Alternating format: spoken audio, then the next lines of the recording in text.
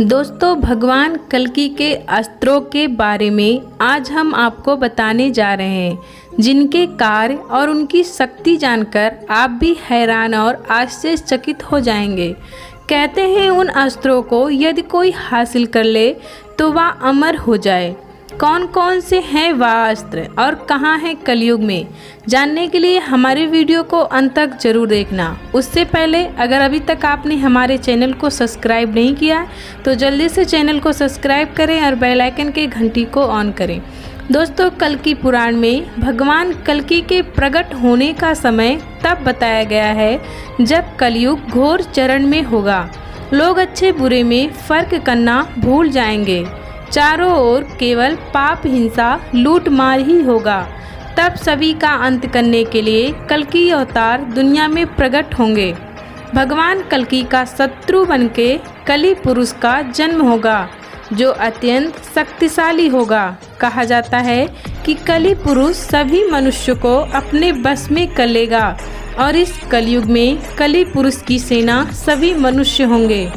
इसलिए भगवान कल्कि को उन अस्त्रों का प्रयोग करना होगा जो अत्यंत शक्तिशाली हो, तभी वह सभी पापी मनुष्य का अंत करने में सक्षम होंगे।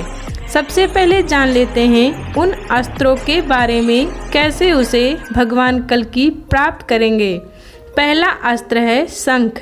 दोस्तों, इसे कौन नहीं जानता। हमारे हिंदू समाज में शंखों की बहुत ही ज़्यादा मान्यता है, जिसकी विशेषता महाभारत और पुराणों में पाई गई है। कहते हैं कि इसे सुख, यश, कृति और विजय की समृद्धि मानी जाती है। दोस्तों, जिस प्रकार समुद्र मंथन के दौरान कलि राक्षस का जन्म हुआ था, उसी प्रकार इस शंख का भी उत्पत्ति हुआ था समुद्र मंथन के दौरान।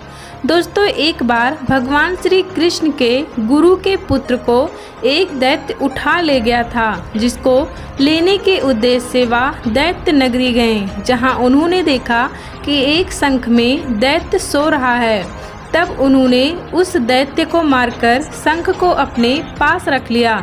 उसके बाद उन्हें पता चला कि उनके गुरु का पुत्र यमलोक चला गया है। तब वह तुरंत यमलोक पहुँचे, परंतु यमलोक के दूतों ने उन्हें अंदर जाने से मना कर दिया। तब भगवान श्री कृष्ण ने शंखनाद किया, जिससे पूरा यमलोक हिल गया, जिसके फलस्वरूप यमराज स्वयं आकर उनके गुरु के पुत्र का आत्मा उन्हें वापस कर दिए। उसके बाद वह अपने गुरु के पुत्र की आत्मा को लेकर अपने भाई बलराम के साथ पुनः धरती पर वापस आ गए और अपने गुरु के समक्ष जाकर उन्हें उनके पुत्र की आत्मा को शंख के साथ सौंप दिया। उसके बाद उनके गुरु ने उस शंख को भगवान श्री कृष्ण को वापस देते हुए कहा कि यह तुम्हारे लिए ही है। उसके बाद उन्होंने उस शंख से नाद किया, जिसके फलस्वरूप पुरानी युग का अंत किया और एक नए युग का आरंभ हुआ। ऐसे में आप सब सोच रहे होंगे कि यह शंख भगवान श्री कृष्ण के देह त्याग करने के बाद कलयुग में कहाँ होगा। दोस्तों, आपकी जानकारी के लिए बता दें कि इस शंख को बद्रीनाथ धाम में आज भी सुरक्षित रखा गया है। कहा जाता है कि भगवान विष्णु का जब कल्कि अवतार होगा, तब वह बद्रीनाथ धाम जाकर उस शंख को हासिल करेंगे और बुराई का नाश करने में प्रयोग करेंगे। दूसरा अस्त्र है सुदर्शन चक्र। इसके बारे में भी आप सभी ने बहुत कुछ सुना होगा। दोस्तों, इस अस्त्र को भगवान विष्णु का ही अवतार धारण कर सकता है। कहा जाता है कि सुदर्शन चक्र एक साथ कई कार्य कर सकता है। इसके पीछे कई मान्यताएं पुराणों में बताई गई है। पुराणों के अनुसार सुदर्शन चक्र का निर्माण भगवान शिव ने किया है और भगवान विष्णु को सृष्टि के संचालन के लिए दिया था।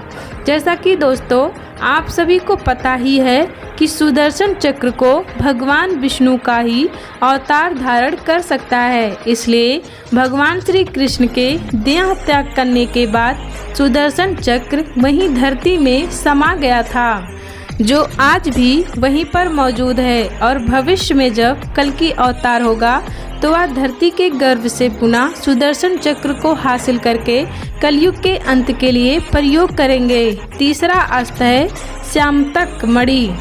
दोस्तों कहा जाता है कि यह मणि प्रतिदिन 8 सोना देती थी और यह मणि जहाँ भी रहती थी वहाँ कोई भी महामारी और कोई भी ग्रह पीड़ा नहीं आती थी। जहाँ भी रहती थी वहाँ केवल खुशहाली ही रहती थी। द्वापर युग में इसे भगवान श्री कृष्ण ने जामवंत से हासिल किया था। कहा जाता है कि इसका प्रयोग भगवान श्री कृष्ण ने कलह मिटाने के लिए किया था। पुराणों के अनुसार यह मणि आज भी कलयुग में सोमनाथ मंदिर में स्थापित है, जिसे हासिल करने के लिए गजनबी ने 18 बार सोमनाथ मंदिर पर आक्रमण भी किया था, परंतु वह हासिल न कर सका। जब कलयुग का अंत होगा तो भगवान कल्कि ही इस मणि को प्राप्त करेंगे। जानकारी अगर अच्छा लगा हो तो वीडियो को लाइक करना और दोस्तों में शेयर करना। धन्यवाद।